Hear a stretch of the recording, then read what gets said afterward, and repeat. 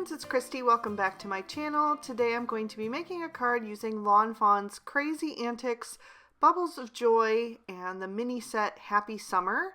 So I've stamped those images out on Spectrum Noir Ultra Smooth Premium White cardstock with Lawn Fawn Jet Black ink, and I'm going to be coloring with my Copic markers.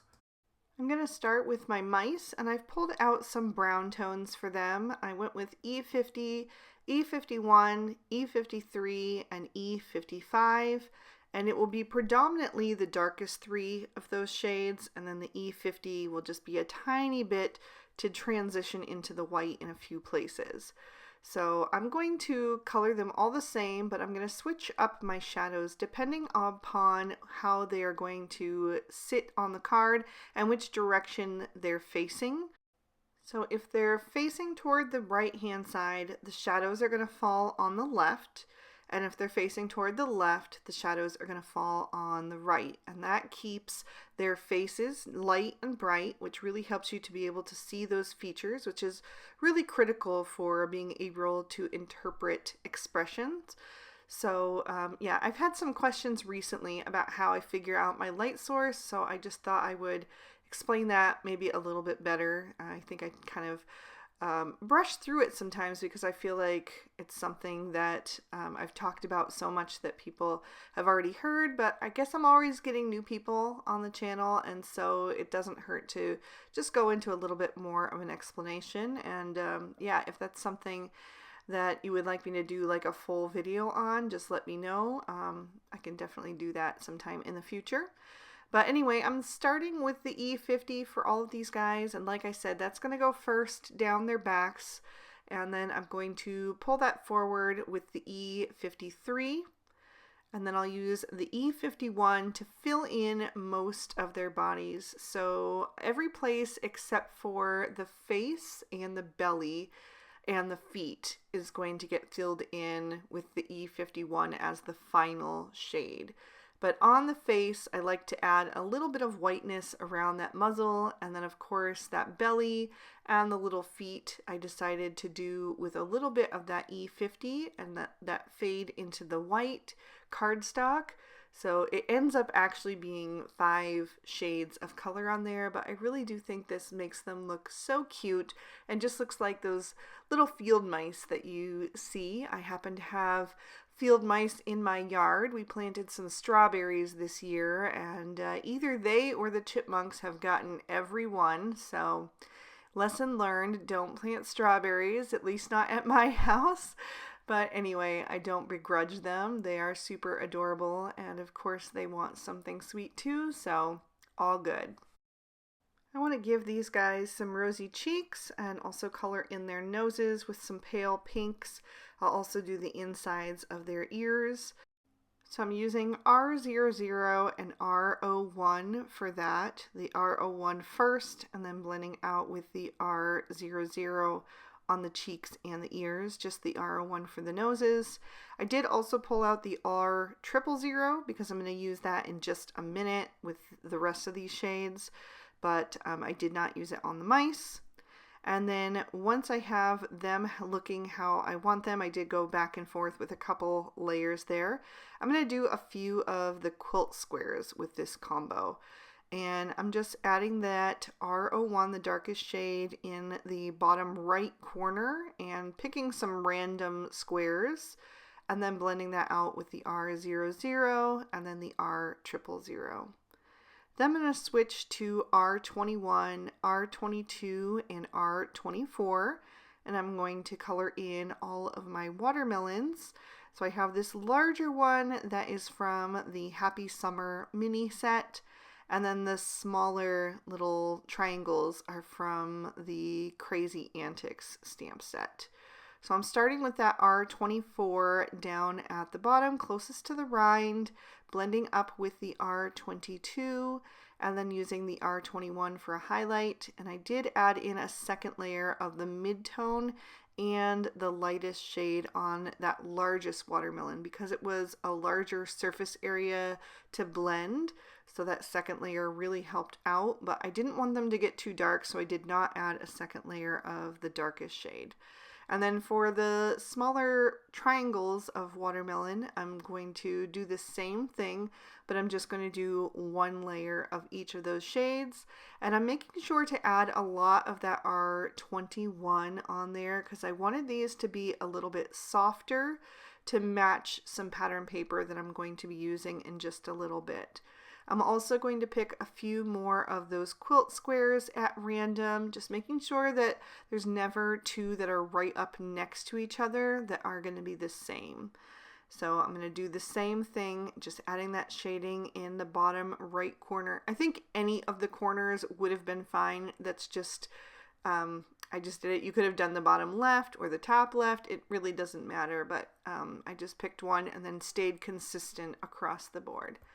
Then for the last part of the rind, the outer rind, I'm going to use G14, G16, and G28. I went with more blue toned greens, again to match the pattern paper that I will be using. But that G14 in the center adds just a little bit of yellow tone in there, so it makes it nice and bright. I'll do the same thing for the smaller rinds, just being really careful to use the tip of that marker so I just get it in that one skinny little line. And for all of those, I put the darkest on the outer two edges, and then I'm blending toward the center with the mid-tone and then the highlight. And yeah.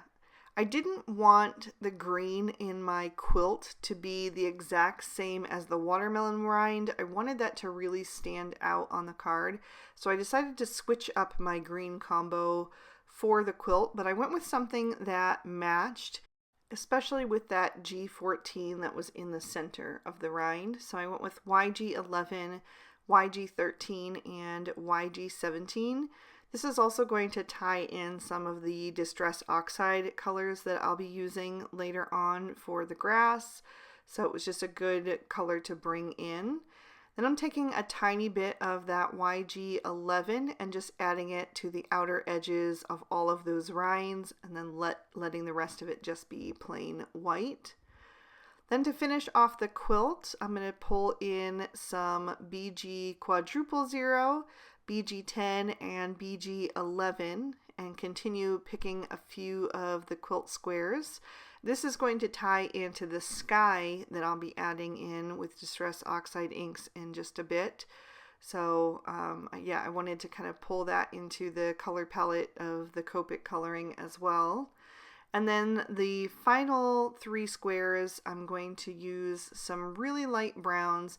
This will tie into the neutrals of the mice without being the same exact colors as they are. So I went with E40, E41, and E42. Then I'm going to take a black Sakura Jelly Roll pen and get that going off to the side and go over the eyes of all of my mice except for one, all of the ones that have their eyes open.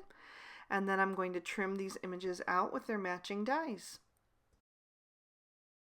For my focal panel, I've die cut a piece of Bristol Smooth Surface cardstock with the Lawn Fawn Secret Garden window to give me that arch, and I'm actually going to turn it on its side.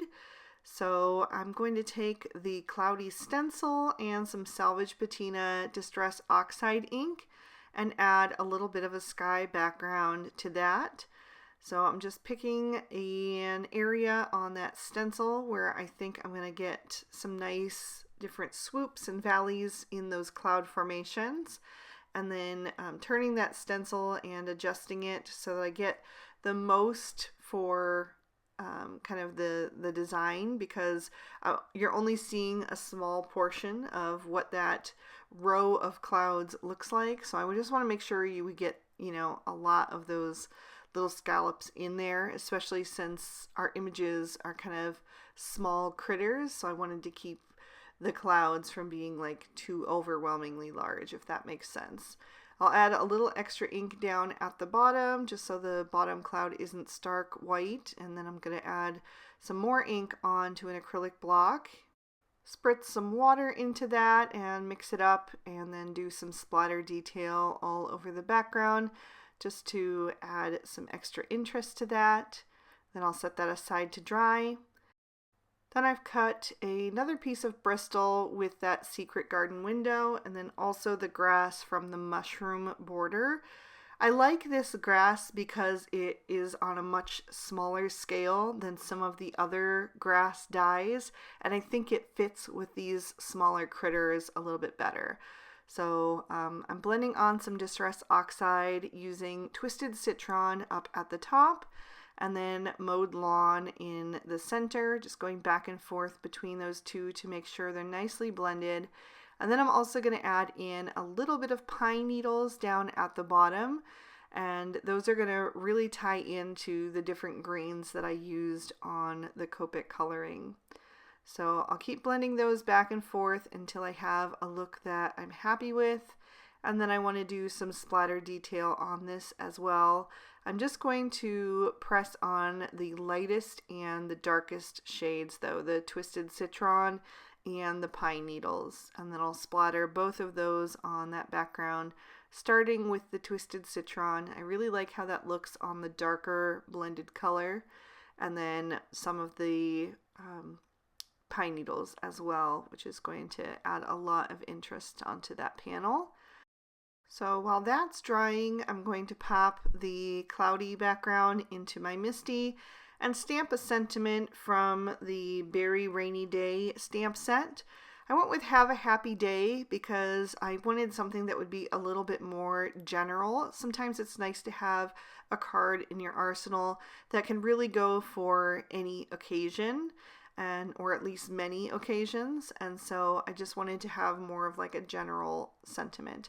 I'll do the same thing for the inside. It's going to say "You're the best," and then have a little mouse and another slice of watermelon, and I stamped that down in bubblegum ink on Ballet Slippers cardstock, all from Lawn Fawn.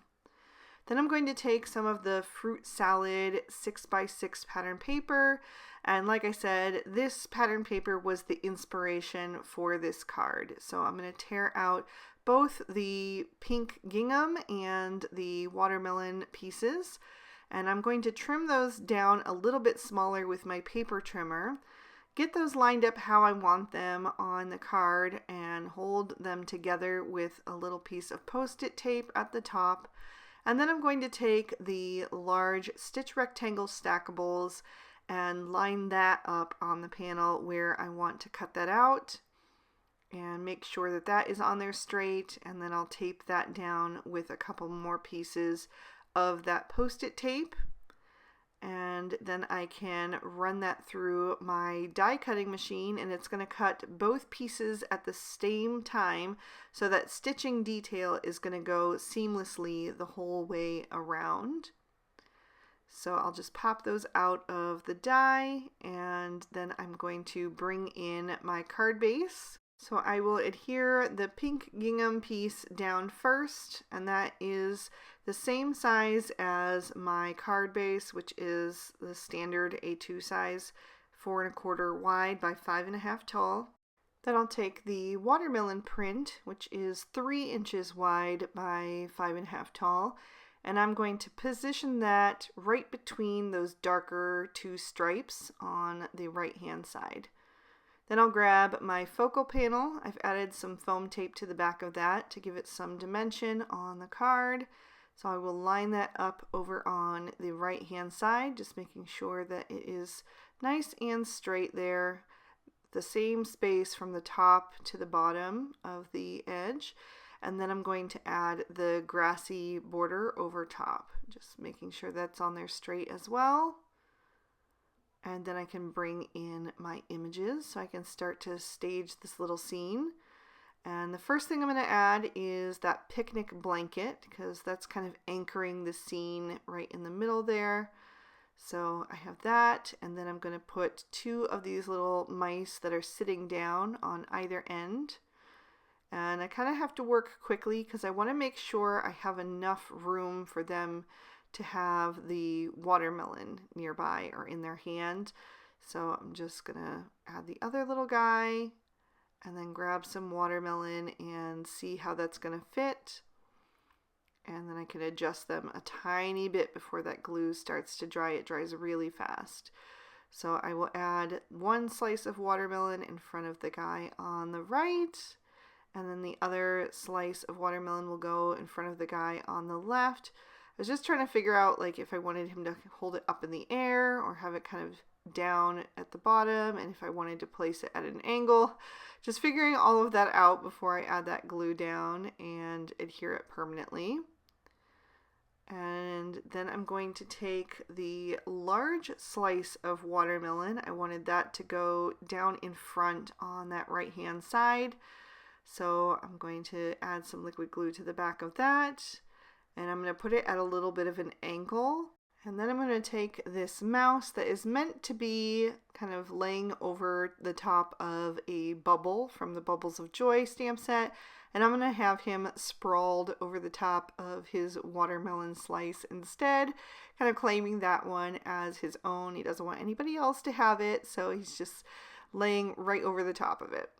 And then I'm going to take another little mouse with his hand outstretched, give him a piece of watermelon to hold, and then I'll have the little baby kind of trying to help him hold that up. You know how little kids always want to help out, so that's what he's doing.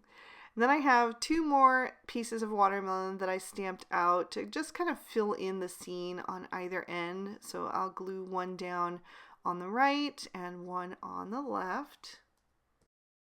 And I went back and forth on whether or not to add in the ants. I think this scene didn't necessarily need them. I think it was really cute on its own. But I really like tiny little images, and I really like scenes with a lot of detail as well. So I decided to add them, and I think you could go either way. You can let me know down in the comments if you preferred the scene with the ants or without it. So I placed one down by the large watermelon slice, and then two kind of on either end of the one on the top left, and then I placed the other one kind of hanging out with the second ant there down by the watermelon slice. The sky was looking a little bit empty for me, so I decided to bring in some Studio Katia iridescent hearts. They're super duper tiny, but it'll add just a little flash of color into that sky and help fill up that empty space. So I'm just placing a tiny little dot of glue down and then adding the hearts over top using my Studio Katia embellishment wand and just making sure they're on there straight before that glue dries. So just picking those up and adding a few at a time so I can kind of assess and see if I want any more. And I think I ended up adding one more after this one. And I like how when you're looking at them straight on, they look pink, which ties in nicely with the watermelons and the pattern paper. So I also wanted to add a little bit of glitter, so I'm going to take some Stardust Stickles and add it at the base of the red part of each of the watermelon slices, and I just placed it depending on kind of which way they were turned. And that is going to finish off this card, so I'll lift that up so you can see all of that detail and give you another peek at the inside. I really hope you guys enjoyed this one. I had so much fun creating it, and now I am so in the mood for some watermelon. I'm going to have to get myself some. So if you enjoyed it, please go ahead and hit that like button. Make sure that you're subscribed to my channel and that you've rung that notification bell so you're always alerted when I post something new. All of the products I use will be listed for you down in the description bar with links so you can pick something up for yourself. And if you'd like to keep watching, here are 2 extra videos I thought you might also enjoy. You can click on either one to check them out. Thank you so much for spending your time with me today. I hope you had a good one, and I'll see you soon in another video. Bye-bye.